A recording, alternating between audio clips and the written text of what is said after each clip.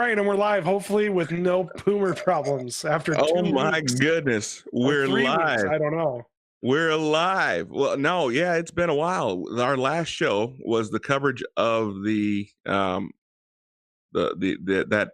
political thing that they did on the 3rd of November. So, Oh, so and some um, people somewhere voted. some people did something somewhere. So, yeah, but we are back. We are back, baby. It's great to see you guys. Thank you guys for joining us. And out of the darkness, we got a heck of a show for you. We have a fan favorite, backed by popular demand. We've got Dr. J. How you doing, Dr. J? Uh-oh. Awesome. Okay, I thought we lost you for a second there. But yeah, it's exciting. Uh-oh. It's been a we, man, it's crazy, Dr. J. We've had you on here a couple times. Well, more than a couple times. Always exciting. Always some of our more popular streams. Everybody loves to hear from the most brilliant man in the whole state of Texas. That's what they say. Not me. Not just me. It's not just my opinion. But excited to have you on. Okay. Have you have you keep us up to date on what's going on. A lot of interesting stuff happening, especially in 2020 and this year of the coronavirus, COVID-19, and there's a lot of hysteria. A lot of hysteria. It's amazing to me how much this year has been actually. There's been a lot of ripple effect, right, from the coronavirus, and I feel that now more than ever. It's really important for us to look at the facts, look at the science, look at the data, and to see exactly what it is that's going on and how we need to respond, what the proper response should be to that. I hear Texas is having their own spike right now. Are you guys seeing that down there in the great state of Texas? It's it's yes and no. Basically, all my answers for you tonight are yes and no. How's that Oh, sound? it ought to be a fun show then. Yes and no. Yeah, Hey, if you Doc, look at our numbers for, could you send me a check for 10 grand? could I? I could. Yes, It sir. probably would bounce, but No, I probably could. you ruined it. You're supposed to say yes and no. Oh, yes and no. Yes, I can. No, it won't pass. No, okay, go Yeah. ahead. I'm sorry. I didn't mean to interrupt you.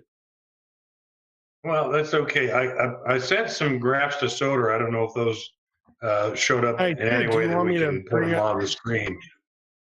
Is there any in particular? Yeah, if you want to look at, I mean, I think the graph that you want to look at, the first two I sent you were the daily new cases in the United States, and then the one following it, the daily deaths in the United States. So if you look at daily new cases, we're on a steep upslope for new cases. Yeah, that's it. If you look on the right now, I've added the blue line, which is the 7-day moving average. I edited that in to send these graphs are all from worldometers.com, which is, I think, our best source for numbers. So if you look at daily new cases, it looks like we're in a world of hurt. If you look at starting around October, middle of October up till now, we're looking at a lot of new cases, a real peak. But is that really translating? If you look at the next graph, which is the daily new deaths in the United States, it tells us a very different picture. And that's new cases, right? And the next one is new deaths, in which you'll see that we had a huge peak early in the year, back in, see, when did we hit the peak? Mid-April. And then and since then, there you can see on the graph there, since then, we kind of dipped into June, early July, we kind of hit the low point, but since then it's been up and down a little bit and then back up again. Basically, if you average that out over time, we're seeing a long tail out here for U.S. deaths, which is pretty much what was predicted by many of the models early on. So, looking at Texas right now, and actually I sent some numbers for you all for Texas, and if you look at the daily deaths in Texas, rather than the first one, daily cases is going up in Texas, but if you look at deaths, we're not seeing that big jump that we had back in July, August. And looking at graphs worldwide from, that's the daily new cases in Texas. Again, with the 7-day moving average factored in, it looks like we're in a world of hurt. But again, if you look at deaths, it's just not that impressive. And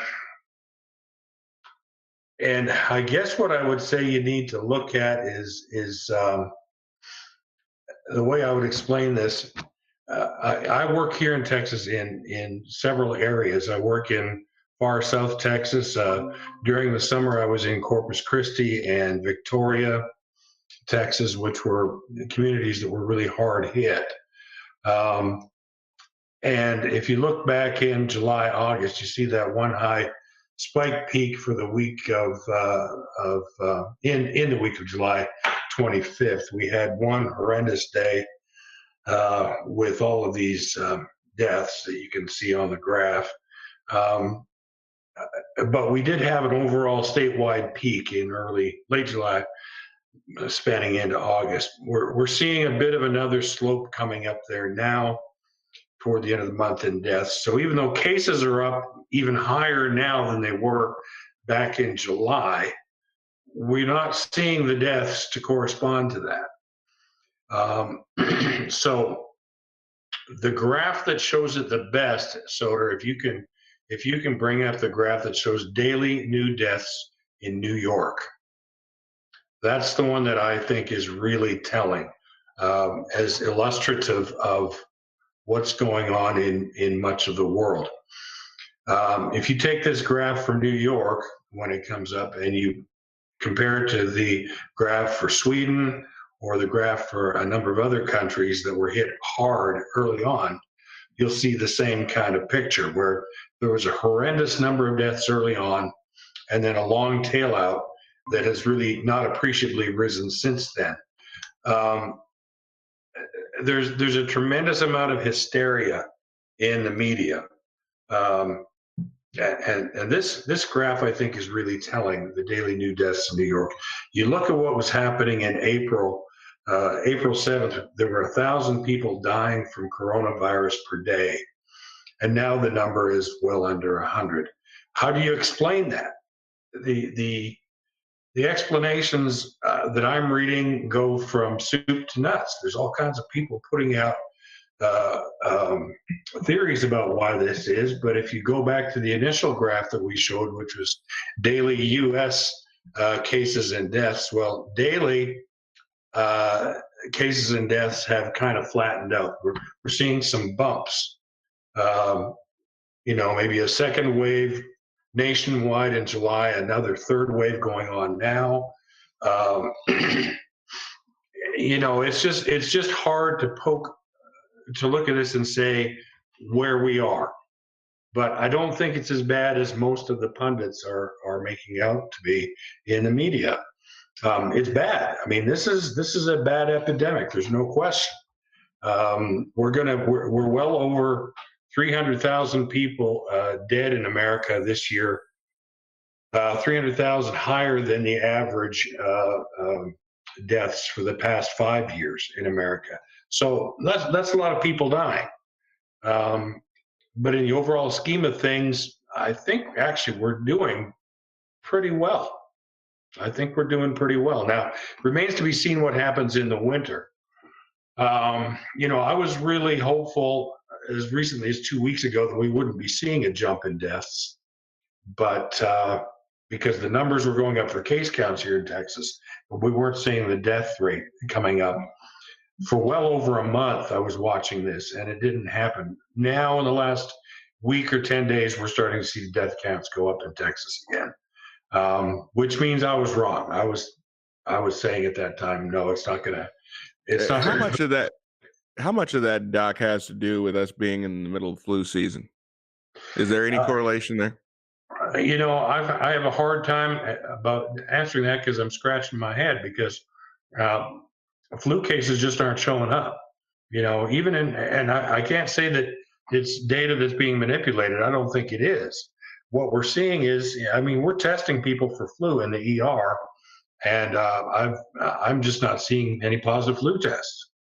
I'm not seeing any positive tests for parainfluenza virus or um, uh, um, adenovirus, which are always high this time of year, but they haven't begun to spike either. So it's just it seems to be the coronavirus has basically crowded the other viruses right out of the picture. And this is a bit of a new finding That for all of seems us. really weird to me. Well, it is weird. I mean, because they keep telling us people aren't social distancing, they aren't wearing their masks. COVID is spreading like crazy, and you'd think that viruses that we've had forever, like pneumonia or sicknesses, pneumonia, influenza, the common cold, and no one seems to be having them. Right, and Right, yeah, I know. I've heard it's a bit of a joke for people are on the one hand, the same person will tell you, well, people aren't social distancing enough and they're not wearing masks enough, and that's why the coronavirus is bad.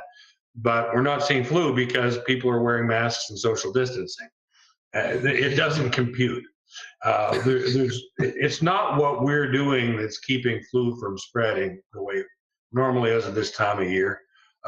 It's just for lack of a better word, the coronavirus is crowding the pasture, and there's no grass for the other viruses to take to get a meal. We see this in some diseases, where, for instance, my son, when he was in 5th grade, had mono, and he had a bad case of mono, was home from school for 3 months. And in the midst of that, he got chicken pox. Yeah, I mean, it was, and that was actually, it was enough that I was in medical school at the time? I think it was. My infectious disease professor actually wanted to meet him and look at him, because he said it's just almost unheard of for viruses of those two categories to be able to coexist in the same host. I think we're seeing something like that with coronavirus. It's crowding out. It's very difficult for another respiratory virus, flu-like illness, to grab hold. All of the influenza-like illnesses, the ILIs, they're all down. And if I was just reading in the paper that that's the case, I would say, this sounds fishy. But we're running, in my ERs, we're running tests for flu, and we're running tests for the influenza-like illnesses, and they're coming up negative. We're just not seeing it. It's not there. So this is a real thing. It's not data manipulation. It's real. Well, it's very interesting. So I want to get into talking about something, because I'm not a professional, and that's why I surround myself by very intelligent people like yourself. Could the rise in cases, because we're hearing the president talk about this, we're hearing this in some media sources, that they're saying that the reason why we're seeing so many more cases, the spike in cases, is because we're testing more. Do you think that there is a correlation between those two? Well, in terms of the raw numbers, there's no question we're testing the heck out of the United States right now. So you're going to find more cases. But, when you have to compare apples to apples, and it's difficult to do right now because not all countries have the resources that the United States has. So you're not seeing levels of testing in Western Europe like you're seeing here. So the case counts are up, but they're not perhaps as dramatically up as they are here. And that's probably a good thing. I think people here are over testing. They're putting way too much emphasis on getting tested. I had a guy in the ER last weekend. Had a guy in the ER who was in with some symptoms. We tested him for COVID again, but it was his 12th COVID test in 2 months. Wow. And they'd all been negative, and he was just panicking because he kept getting these negative tests. Well, dude, you're not sick. Don't worry about having a negative test. But people are obsessing about the testing as if that's some kind of an answer. It's something they can do, so I can understand that. But it's really almost a superstition. It's a mythic response uh, with no grounding in reality. So yeah, we're testing a lot of people. So case counts are up, but that doesn't explain the rise in deaths and hospitalizations. The rise in death and hospitalizations is real, and that's not a factor of testing. Oh, I'm definitely not equating those two. I'm just saying that, but you hear so much about the cases. Now, Yeah. what explain to me, what is a case? I was always under the impression that in order to be considered a case, it was not a positive test, it was an actual hospitalization. Is that not the No, it's case? not a hospitalization per se. It's you have to have symptoms. You have to have some of the symptoms of the COVID syndrome. So fever, cough, headache are all fever. Fever definitely has to be there. And I got to be honest with you, I've lost track of the things that have been included and excluded in the last few months. I mean, at this point, at the hospitals I work at, people are not getting a hospital acute test unless they meet a certain minimum number of symptoms on the checklist. So if you meet those checklist symptoms and you have a positive blood test, then that's considered a case. But in some cases, we've had people, don't mean to make a pun about cases, sometimes we have people showing up with a positive PCR test when they're feeling fine and they haven't been sick for 3 months. So sometimes the acute PCR test is still registering as positive when people are long past having the infection. So there's some gray areas to answer your question. I guess that's another yes and no. I'm sorry. So if I'm understanding, a case is a positive test, right? Or can you have a No, it's a case positive without test. It's a positive test with symptoms, with symptoms? acute symptoms. Okay, So you got to be sick, number one, and then you've got to have a positive test, number two. so are you saying that they're not counting any of these asymptomatic cases in the case numbers? Not in the hospitals I work at, not in the counties I work at. No. Wow. Okay, so these numbers that we are seeing, these are people who are currently Sick. that are experiencing symptoms. That's correct. Okay, that's that's very interesting. I mean, I've heard a lot of different things, and I guess that's the frustrating thing is that you hear so many different um, things from so many different people, right? I mean, it's frustrating because you don't know what to believe anymore. I mean, it seems like everybody's got an agenda, which is really sad because we're talking about lives, right? We're talking about lives, livelihoods. We're talking about people's overall health, not just their physical health, but also their mental and emotional health as well, which I don't know that we can just dismiss those, you know? And so I think it's really important to get these things right, get these numbers right. And that's why I love having you on and love talking about this stuff. It seems like we've been talking about it for a while. I mean, this will definitely define the year 2020. So with that, where do we go from here? I mean, do you believe that the because it seems like for the amount of cases that we have, that the deaths are not nearly as they're not there. I mean, I'm not minimizing it, but it seems like the death toll is not where we would think it would be based on the cases, according to the data I'm looking at. Does that seem like a fair statement? I think you can make that case if you look at compare it to New York in March and April. Okay, I mean, if we were seeing the same kind of acuity and mortality now, as we were seeing in March and April in New York, I'd be alarmed. I would be alarmed now, because it's not just happening in New York now, it's across the country. I downloaded a couple of graphs in Minnesota to show you what's happening in Minnesota, for instance. Minnesota, Wisconsin, Michigan are experiencing pretty high numbers, similar to what we were seeing in Texas in July, June, July, August. So I'm concerned by the fact that people seem to think, they want to think that this virus came one time and it hit everywhere at once. Well, it didn't. It hit New York real hard back in March and April, but it didn't hit Texas real hard, and Georgia and Alabama and Louisiana. I can't forget Louisiana. They're our neighbors. You may have heard of Louisiana. and we didn't get hit hard down here until the summer. And even though there were numbers, here's your Minnesota graph up there. Thank you, Soder.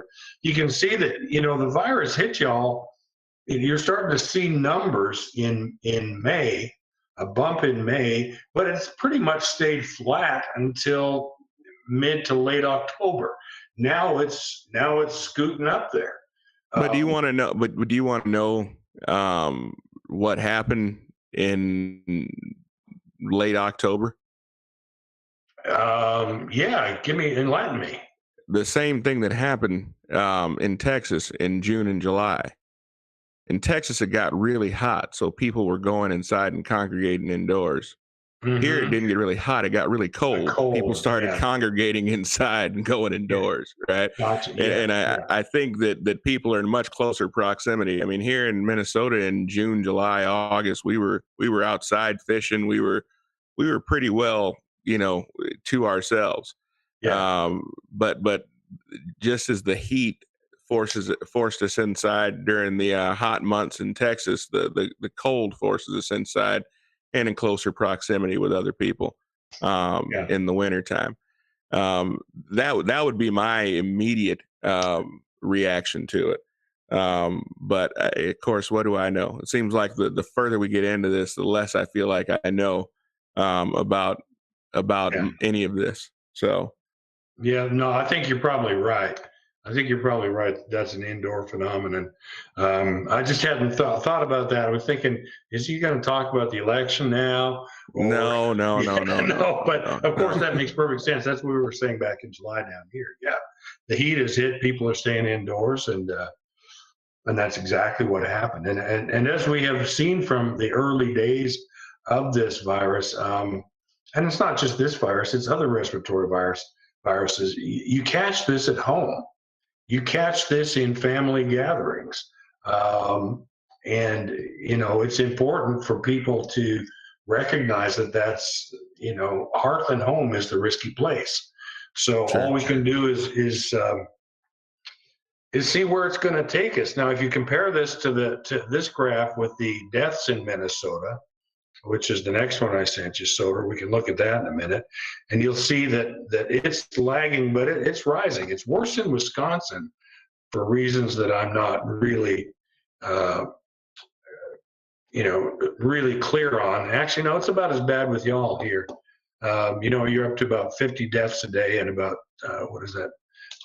Let me look. I think you don't have to go back and look at my graph here. Minnesota. I was looking at Sweden. I thought that was cool. Yeah, you're up to about 7,500. That's what I thought. I was going to say 7,500 cases a day being reported, new cases, and you're up to about 50 deaths. But I'm expecting to see this death graph of yours rise because it lags about 2 to 4 weeks behind case counts. And the case counts in Minnesota they're either peaking now or they've just peaked. I'm guessing they've just peaked. So you're going to see that death rate rise in a few weeks and then start to come down. But the thing we need to look at here, and people don't like it when I say this, but the deaths are happening in the people and the very vulnerable, who are in a large part people we spend an awful lot of money to keep alive. We spend a lot of healthcare resources to keep these people alive. Our renal dialysis population down on the South Texas coast, which is a terribly high population. They've been hit very hard, and our dialysis numbers are down because we don't have people to dialyze. And we're seeing a lot of concomitant illness in, there's no nice way to say it. It really hits fat folks hard. This disease really hits people who are overweight. I'm not talking, 20 pounds overweight, 30 pounds overweight adult males. I'm talking people 400 or 500 pounds. These big fat guys and the women who are 100 pounds less than that, they've got a very poor chance of survival and coming back from it when they're carrying around all that extra metabolic load. The non-compliant brittle diabetics can't keep them alive. So it's weeding out. It's like the lions, around chasing the herds of wild animals on the Serengeti. The lions don't get the young healthy ones. They get the weak and the old and the sick and the new. Yeah. And that's what we're seeing with this too. It's natural selection. As much as we want to interfere with it, no, Mother Nature's having her way with us. Yeah. Wow. I'm sure that you probably don't want to say that in too many circles. That you'd be labeled. I just said it on a podcast, so I guess it's yeah. But no, I agree with you. I agree with you. We talked about this before, back when the CDC numbers came out, and we were looking at the number of deaths versus the amount of people. I guess the best way to put it, the amount of people that died with COVID-19 versus the number of people who died from COVID-19, and there being a very large difference between the two. And you enlighten us on a lot of things as far as what it means, how those numbers get calculated, as far as what it looks like to be a COVID-19 death. What I took away from it was that a lot of those people, unfortunately, were dealing with comorbidities that would have more than likely taken their life if COVID had not. Which we're not. Again, we're going to do what we can to try to minimize this, but that brings us to the treatments. I mean, we were doing a lot better as far as the amount of people getting it versus the amount of people that were dying. Would you attribute that to us understanding it better? Would you attribute it to the advancements in treatments? What are you seeing? I think it's a combination, but I think first and foremost you have to accept the fact that the virus picked off the low-hanging fruit first. Okay, the most vulnerable contracted the disease and died early. Those who are at greatest risk now are not the same population that was dying in the early days of the epidemic in Texas, in New York. I suspect some of them are dying in Minnesota, Wisconsin, and Michigan right now, which, as example jurisdictions. We are treating it better. I mean, I was pretty much following a podcast called MRAP. It's Emergency Medicine, Intensive Care Medicine think tank, and just following along with the 2 or 3 times a week podcast they were getting, listening to what people were coming up with, how they're going to treat this disease in the hospital, how they're going to treat it in the ICU, and hearing my colleagues floundering for answers was very disheartening. And it was pretty hard. And take that into account that at that time we didn't know we were going to be looking at a case fatality rate of under under 0.04% or what have you, where we are now. We thought we might be looking at a 2 or 3% case fatality rate then. It was pretty scary, and people's colleagues were dying. So I'm sorry, I'm not answering your question, I'm rambling. We do know some things now. We've learned, I mean, I think the key lessons that we learned in the early days that we know now to be true are we've got to suppress the immune system overreaction with steroids in these very sick people, and we've got to avoid to avoid the hyperimmune reactions, which is crucial, and then we've got to keep them from developing clotting disorders. And there's no question that we're in a better position for that now than we were even 10 years ago, maybe even 5 years ago, because we have very good anticoagulant drugs like Eliquis and Xarelto, which are widely available, and which people who are at risk can be put on, by their family doctors at home. So if you've got somebody who does have a risk factor for clotting disorders and they're quite sick, you as a family doctor can prescribe the anticoagulants for these people and prevent them from developing something that would hospitalize them. So there's some positive stuff out there, and certainly in terms of treatment. Now, the magic bullet that many people were hoping for, hydroxychloroquine, doesn't seem to have held up under scrutiny. I know it's still being used widely in some places, off-label, perhaps, but I just don't think that there's enough evidence to show that it really makes a big difference. I mean, I shouldn't say that. I don't think that the evidence that's been brought up to date shows it to have any benefit, but there's been such a prejudice against it in the research field. I mean, I've just been flummoxed by the design of the randomized controlled trials, as if they were designed to fail with hydroxychloroquine, and that hasn't been remedied to my knowledge. Mind you, people have moved on to bigger and better things, but I think there's probably still something that may be of value in a cheap drug like that, readily available, but we haven't found it yet, and I don't think we're going to in any hurry. I noticed that there's a lot of buzz right now about things about Lovenox and Fluvox, not Fluvox, Lovenox, which is fluvoxacine, not Lovenox.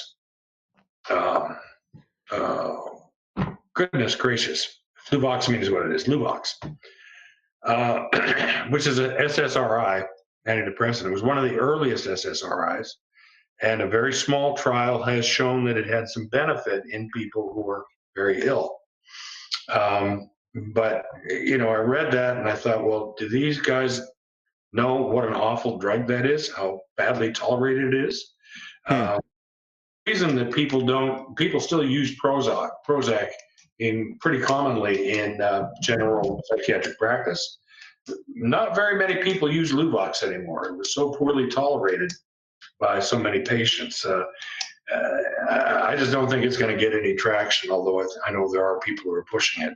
Similarly, the really expensive antivirals, remdesivir and so on, not showing a lot of benefit for the cost. Cost-benefit analysis is really, really poor for those. Now explain that to me, because I mean, if it saves a life, I mean, does the cost really come into play? Well, I mean, it's a number you need to treat. How many people do you need to treat? How many doses do you have to give to get that positive effect? And the NNT, number needed to treat, is very high with this drug for the cost of it. Okay. So, if it saves a life, is it worth it? To the extent that we can afford it, sure. But, it's hard to explain these decisions when you're on the treatment team in an intensive care unit, and there's half a dozen doctors and pharmacists and nurse managers and nurses, and we're all standing around the bedside saying, well, what are we going to do? What's our plan for Joe Blow today? And you're looking at the multi-system, the multiple body systems involved in an intensive care unit patient. And you have to say, well, we're going to throw this one very expensive drug at it, but we have to balance all these other organ systems that are in jeopardy at the same time. Do we give those very expensive doses to Joe Blow, or do we save them for Jane Doe, who's not quite as severely ill? And that's where it comes down to how much can we afford in each case. It's a case by case basis, and it's very hard. It's very hard to understand that decision making process from the outside looking in. Sometimes it's hard to understand it on the inside looking out. Wow, that seems like a heavy load to carry as a care professional. Almost as though you're having to play God in some ways, right? I don't know very many people who would put it in the context of playing God, but there's definitely a heavy weight on your shoulders when you know that your decisions are going to have potentially life-ending consequences for people. Sure. Yeah, very definitely. It's very heavy responsibility. I can imagine. And so when we talk about this, we weren't going to have to be able to let you go without talking about this this vaccine or these vaccines. Sure. You and I have had conversations off camera about my thoughts about vaccines. We don't need to really hash those out here, but where I stand, I'm pretty sure, on the vaccine.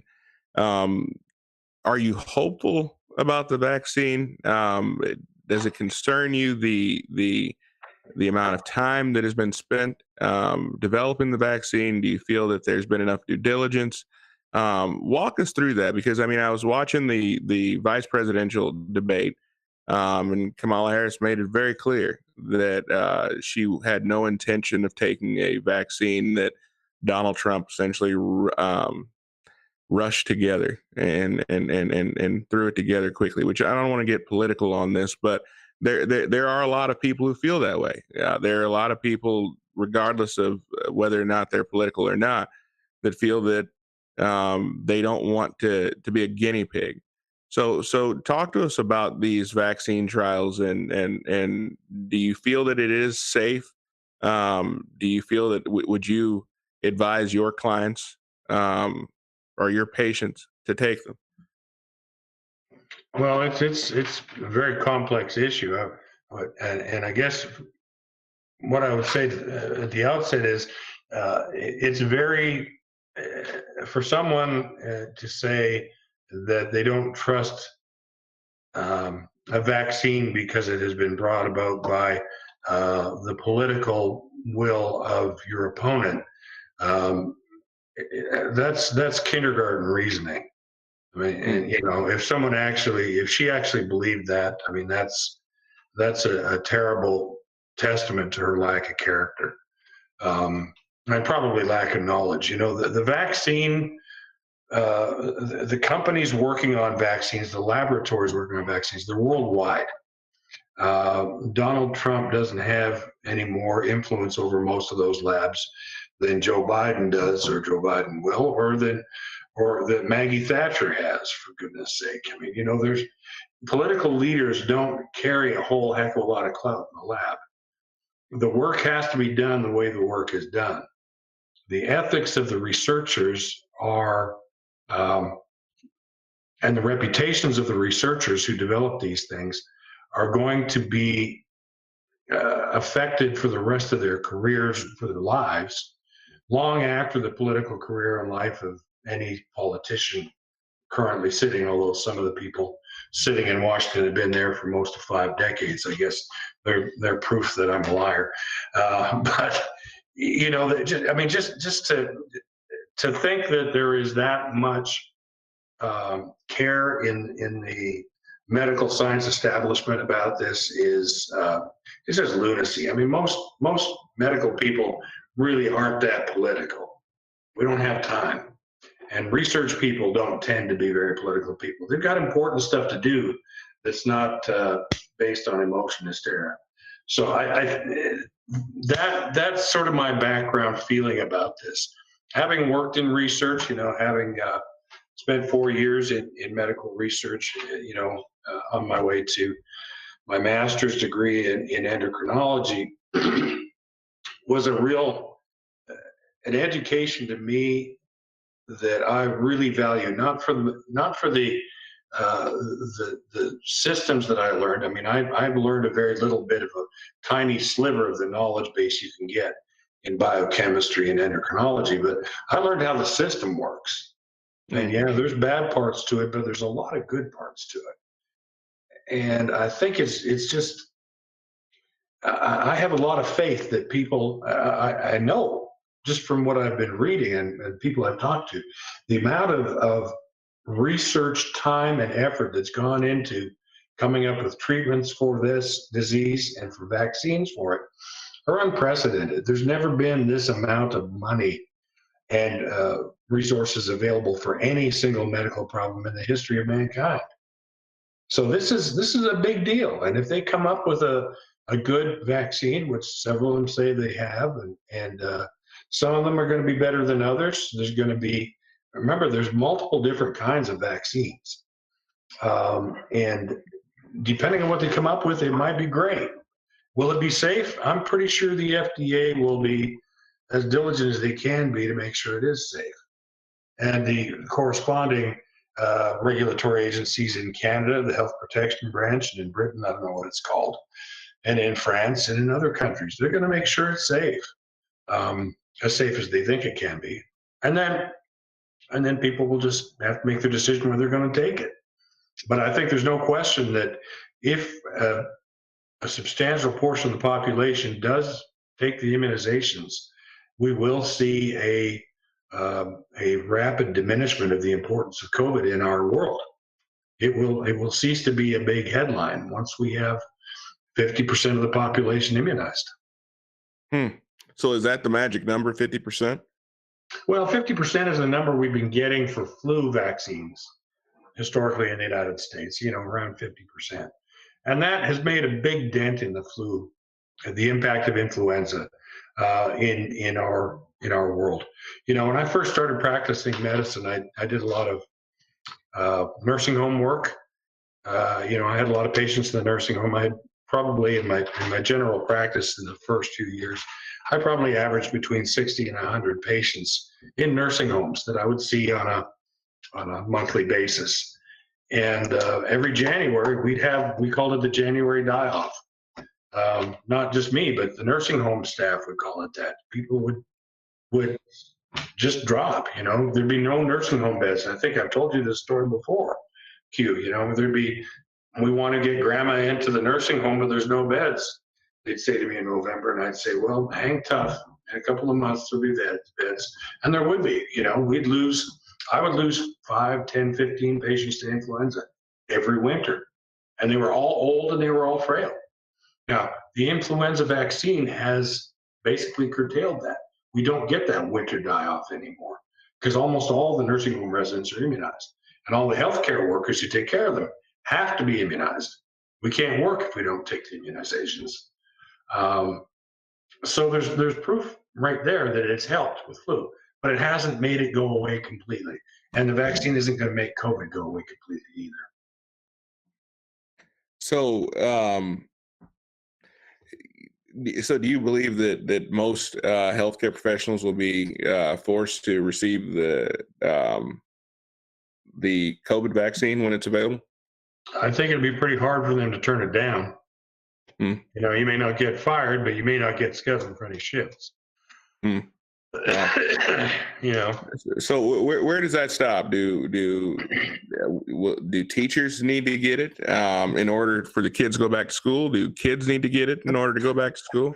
I thought kids weren't a transmission vector.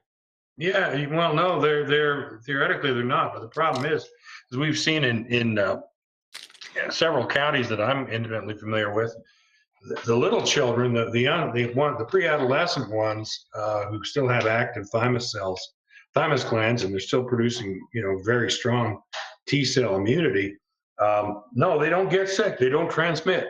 But they hit middle school, they get high school, and we're still calling those kids for education purposes. But immunologically, they're a completely different creature. They're a completely different population.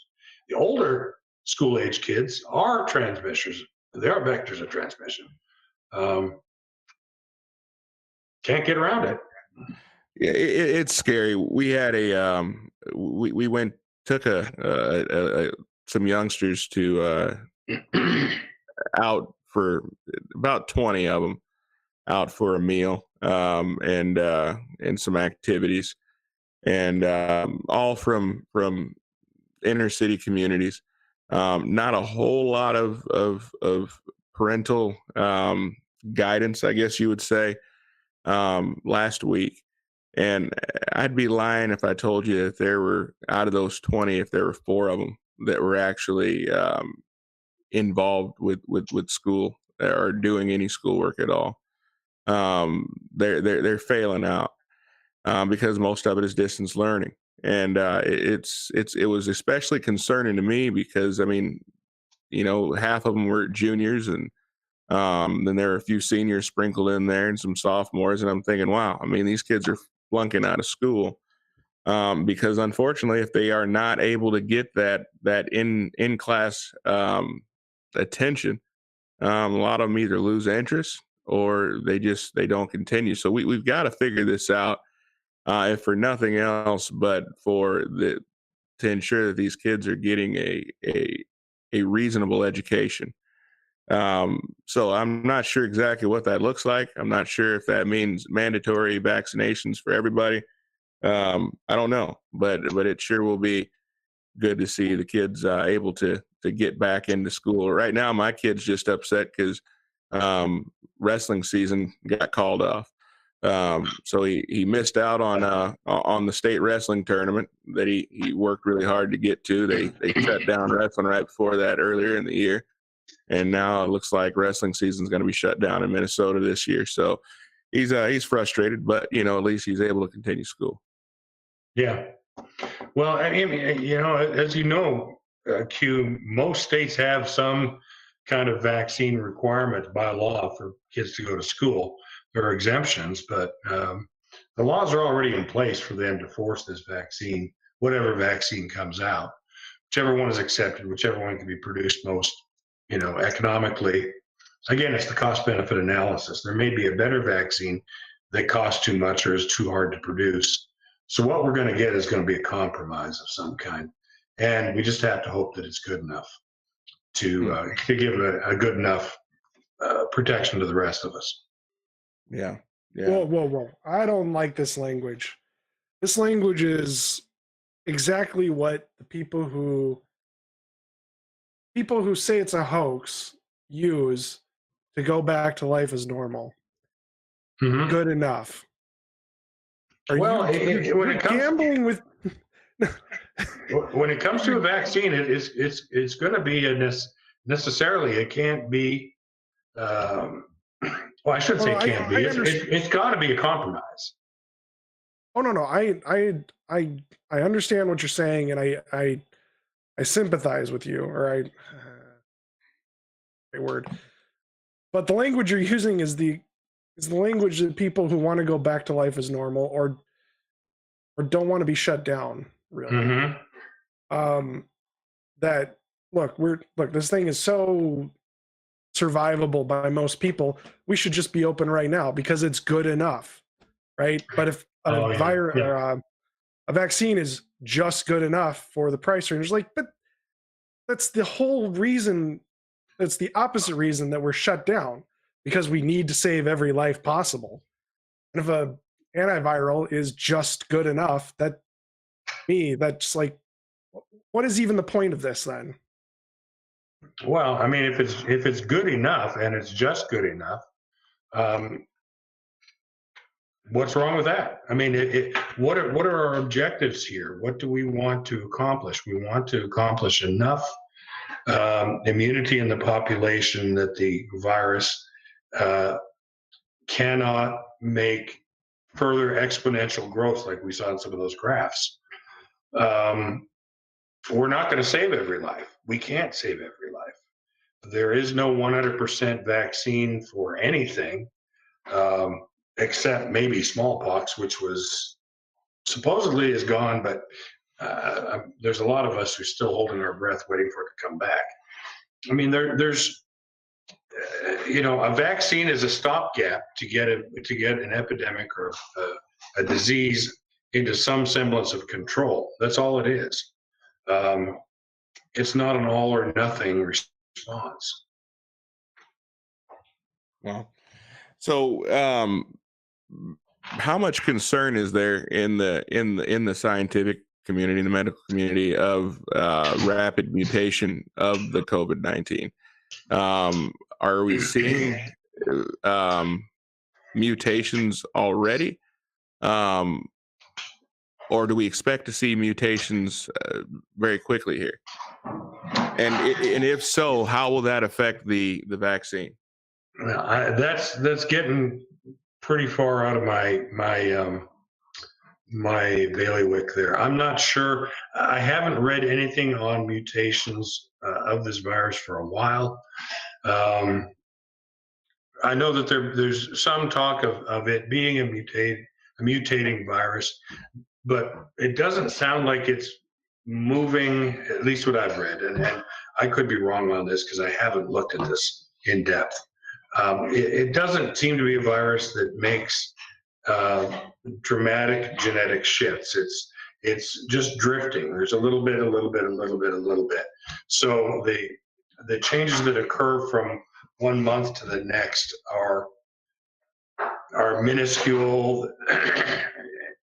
Bottom line, it doesn't seem to be something that we need to be too worried about changing. But we saw a gigantic change from SARS-1 to SARS-2, right? Well, yeah.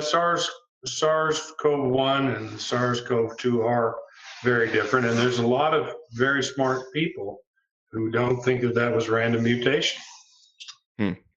And I'm inclined to believe them. There may well have been laboratory manipulation. There's certainly a lot of ugly coincidences around the virus research lab in Wuhan. So this I don't know. I'm not saying this virus is man-made or that it was enhanced in laboratory. I don't know that it was, but there's a lot of indications that it was. And if that's the case, well, as long as nobody else does something that damn stupid again, we probably don't have to worry about the next SARS-CoV-3. But, who's to say? There's a lot of people in this world who want their country to be the new world leader, and they'll pay whatever price is necessary for it. That's what brought us Chernobyl. And I think that's probably pretty much what we saw in Wuhan, China. Wow. It certainly has had a lot of, what I would say, in an attempt to be politically correct, some unintended consequences. Now, whether or not those consequences were truly unintended, I guess we'll never know. But there seems to be a lot of collateral damage as a result of this COVID-19 pandemic. So help me out here. So you say that there's going to be several vaccines, some better than others. With that said, I mean, how do we get to decide which one that we take, or can we decide which one we take, or do we have to take whatever's available? That's a good question. I don't know. I mean, I think that it would be, if I was CEO of Pfizer or whatever big pharma company is developing one of these things, I've had good luck selling Viagra to people on television ads. I think I'll probably try and sell my vaccine on television ads. Ask for it by name at your pharmacy. And they'll try to sell it to governments, and they'll try to sell it to corporations, and they'll try and recoup some of their investment, which development of these vaccines is not inexpensive. I'm sure they've got a lot to recoup.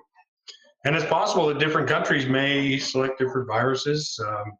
But I think in the free market world, we're going to see some competition where individual citizens will have the opportunity to choose among several vaccines. But otherwise, I think we're more likely to see WHO or CDC or other organizations like CDC saying we are selecting this vaccine and we're recommending that the United States government buy this vaccine and distribute it to our citizens. I think that's the more likely short-term scenario. But over the next 2-3 years, we're probably going to see improvements in the vaccines that are available. It won't just be the first to come out that gets it. There'll be better vaccines in 2 or 3 years, and they may compete with each other in the free market. I don't know. Wow, it's strange times. Definitely strange times. So has Texas had taken the same drastic measures as we've taken here? Have you guys received or heard of any stay-home orders, or are you guys still moving about in a semi-normal fashion? Yeah, it's been semi-normal. Governor Abbott has not been willing to send down orders from on high.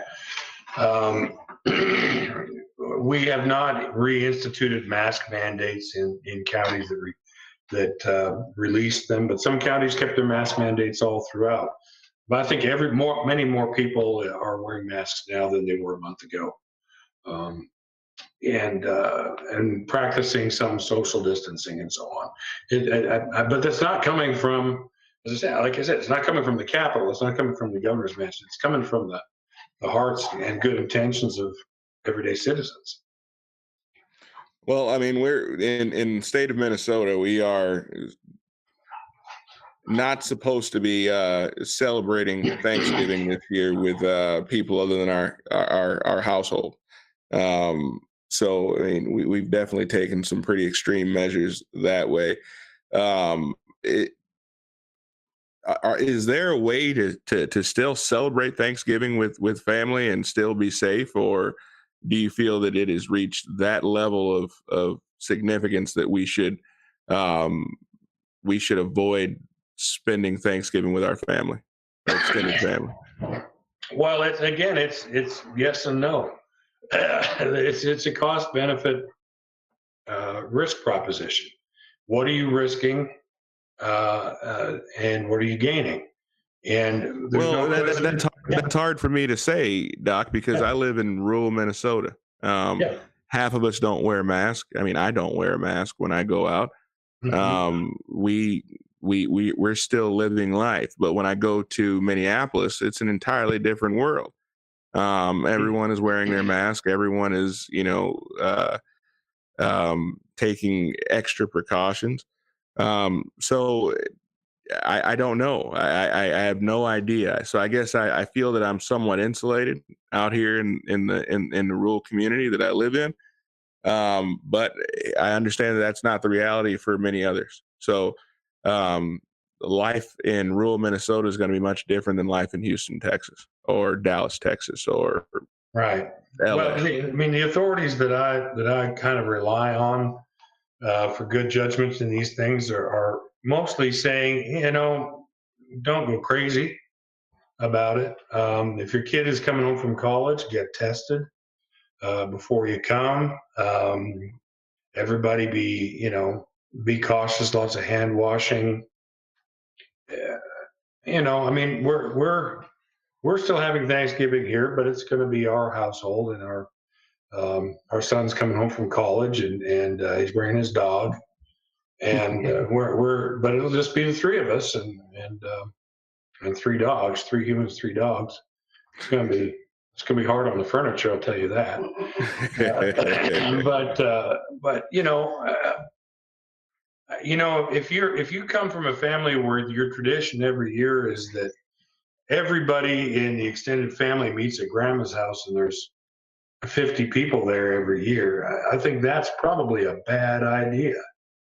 But if you're a family of 6 and you want to meet with, another family of 2,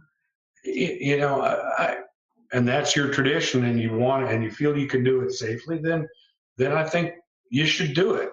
Realistically, and I keep coming back to this one, is the the virulence of this epidemic, this virus is not as deadly as half a dozen other viral epidemics I can name that have hit this country in the last 150 years. It's just not that bad in terms of the case fatality rate and the transmissibility. I think it's reasonable for people to take reasonable risks. But that being said, I don't want people holding me to account if they get together for Thanksgiving and Granny gets COVID and dies. I'm not in charge of that. Nobody is. This virus is something we're going to have to learn. We, as in our species, is going to have to learn to live with. It's with us now. Yeah. It's a fact of life. This is normal. So could I ask you, so I know you keep up with these numbers. I believe you do. In a bad flu year, I mean, what do we expect for fatalities in a bad flu year? A bad flu year right now would be somewhere around 100,000, 110,000. Okay. I think with H1N1 in between 08, 09, 2010, somewhere around there. Let me see. I think it was 08, 09 that winter. I think we hit 120,000 deaths. I'd have to go back and look at the numbers, but that's kind of what we're looking at in a single winter, in a single flu season. Yeah. So now we're into the flu season is which months?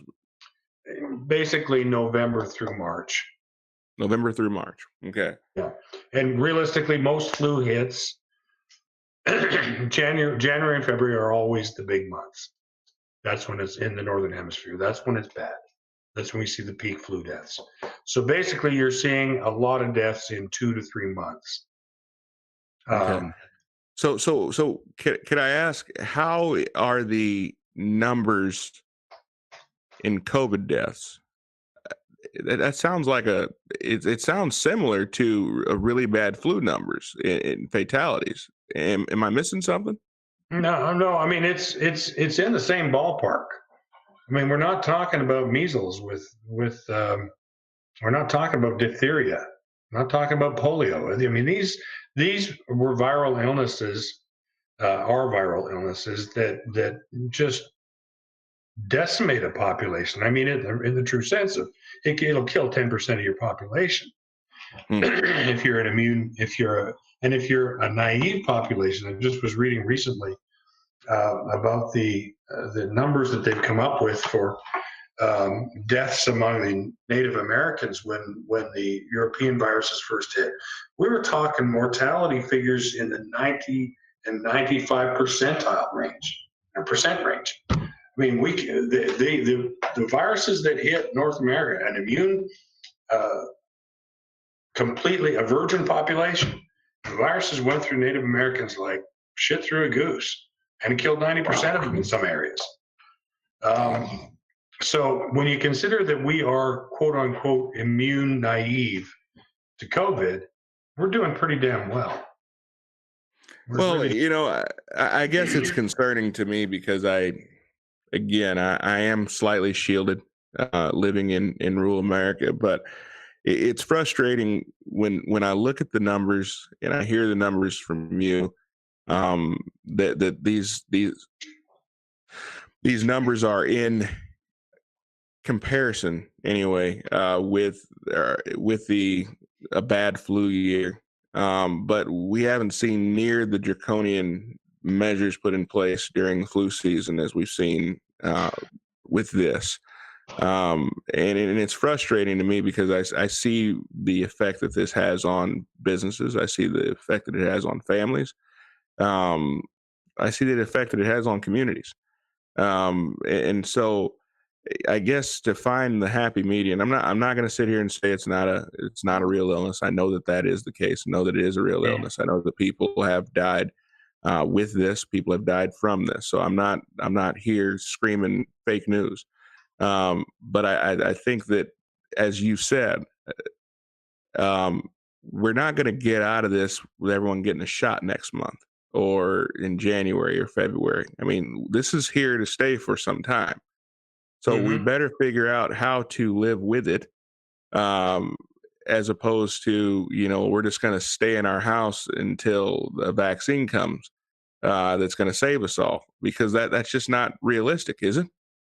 No, it's not. I mean, if I can't claim to know everything, but I read the same stories that y'all do. Millions of people have starved to death in the world because of COVID. This is a collateral damage issue that doesn't make the nightly news on our dysfunctional news media. They don't talk about the number of people committing suicide because of isolation. It's an epidemic right now. And we're not talking people who attempt suicide for, cry for help. We're talking people who kill themselves. We're not counting in the costs to people who um, have heart disease and have other things. The best estimate I saw is that we've got, at the time of the article, which was about a month ago, about 300,000 excess deaths in the United States. And at that time, only about 200,000 of those were COVID related. The other 100,000 are these other things. So there's people dying from other things because of our response to COVID. Now, if you think about that, if a third of the deaths we've got right now that we know of are because of the lockdowns, then our cure is damn near as bad as the disease. And it really bears looking into and saying, is this really worth it? And this is only the first year of this. What's it going to be like if we have another year in 21 that's as bad as this one? World economies may fail, and the consequences of that will be catastrophic. So you said that you've looked at the numbers in Sweden, and Sweden chose to go about this thing a little bit differently than we did. Can you talk? I mean, do you feel at liberty to talk about how Sweden went about dealing with the pandemic? I'm not sure that I know what they did or didn't do after in the last few months. I haven't really looked at that. But what I did look at was their daily case numbers, which, like everybody else, has gone up. But if you bring up the daily deaths in Sweden graph that Just I was on showed it, and then I went to daily new cases, thinking you'd start there. yeah, no, I mean they've had a real spike in daily new cases, but um, their graph up until this month, 2 weeks ago, for daily deaths. Oops, I just lost it. Yeah, there you go. That's the one. If you look at that, I mean that's just a pimple on the ass end of Sweden's population dynamics. You can see on this graph that their deaths peaked at somewhere around 20 to 25 deaths per day in mid-November, and they're back down again. And even though their case counts spiked tremendously in the last month and a half. So compare that to the slope of the graph, and I think what you got to look at here is not just the amplitude, but look at the slope. If we look at the steepness of the slope of daily deaths in Sweden, this one. No, not this one. Yeah, there's your daily cases. But if you look at the daily deaths, look back in the beginning. What data we want to look at? Say March. Look at the slope of the curve between March 26th and April 5th, and how steep it was. Okay, and now look at the slope of the graph between November 1st and November 11th. It's not the same curve. We're not seeing that geometric growth that we saw, or logarithmic growth, if you prefer, that we saw back in March. So I don't believe we're going to be seeing the same kinds of numbers now that we were seeing then in any jurisdiction like Sweden. Now, New York's graph looks very similar to this. New York and Sweden both. Now, what they did in both places, intentionally or otherwise, New York didn't really institute any kind of precautionary measures before this thing really took root. Um, they did it accidentally. Sweden did it on purpose, and they have very similar graphs comparing daily cases and daily deaths from the beginning of the pandemic to now. So there's a certain,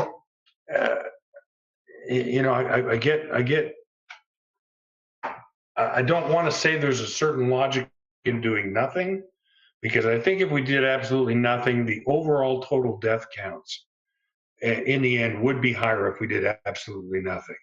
But if we do something and it does have some mitigating response, we'll know. But unfortunately, we won't know that for another year.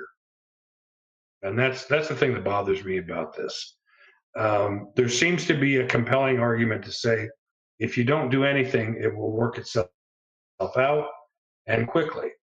If you do a bunch of stuff, it will still work itself out, but it will do it slowly. And the question is, what is the total area under the curve for any given population? Is it going to be any different down the road, whether we do masks and social distancing or we do nothing? My suspicion is we're going to find down the road that the difference between them is going to be pretty small. And that's, I guess, that what that says is, I'm not convinced that our lockdowns, that our mitigation measures are really going to do us any good in the long run. Well, I suppose. Go ahead. Humanity's been dealing with epidemics since the beginning of our species. This is nothing new to us.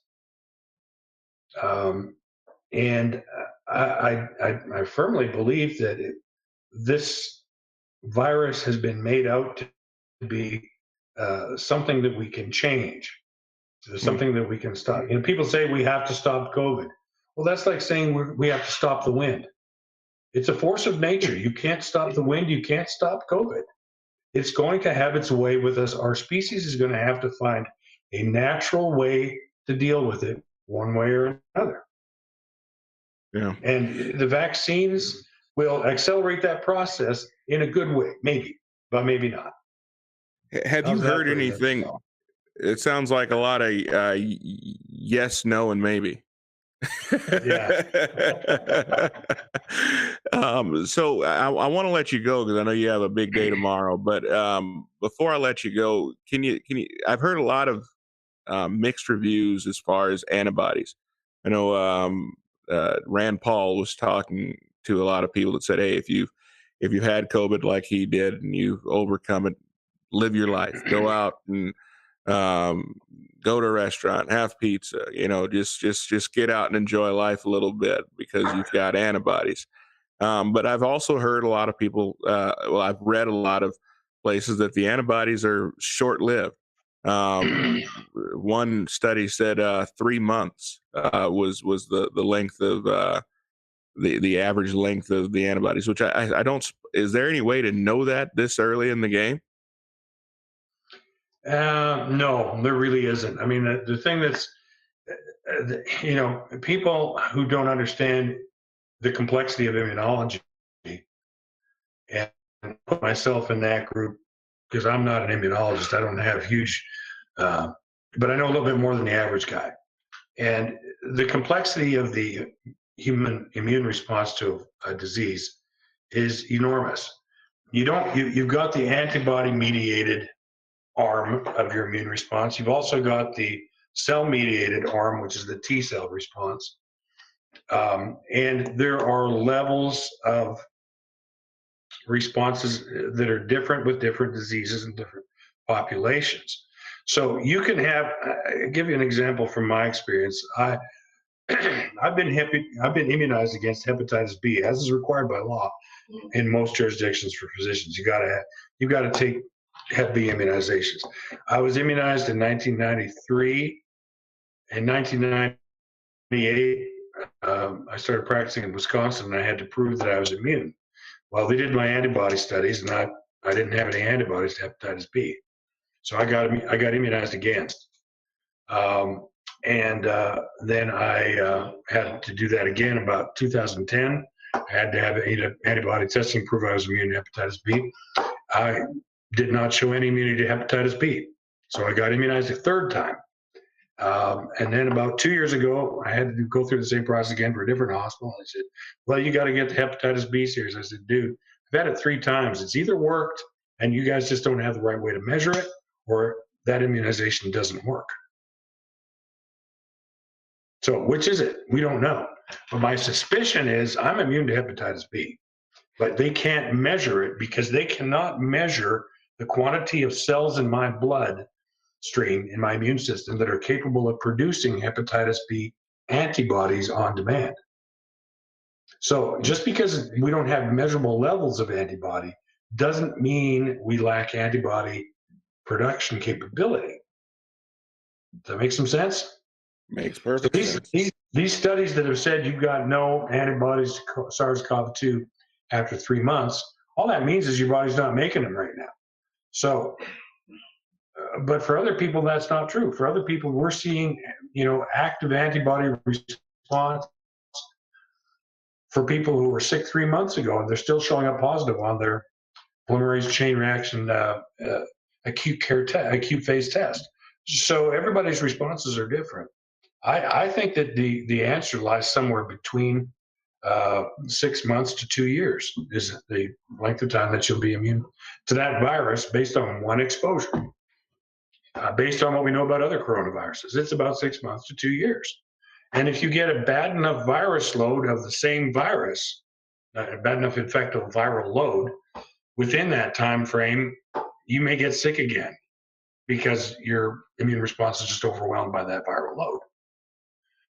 So it's not an all or nothing thing. And then that doesn't even take into account the T cell immunity, which may be far more robust in the case of this virus, as is with some other diseases. So in other words, if we try to hang all of our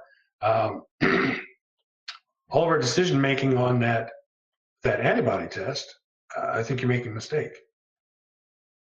I think Rand Paul's probably closer to right than wrong when he says you can go out and live your life if you've had it. You probably are. You're probably good for this winter.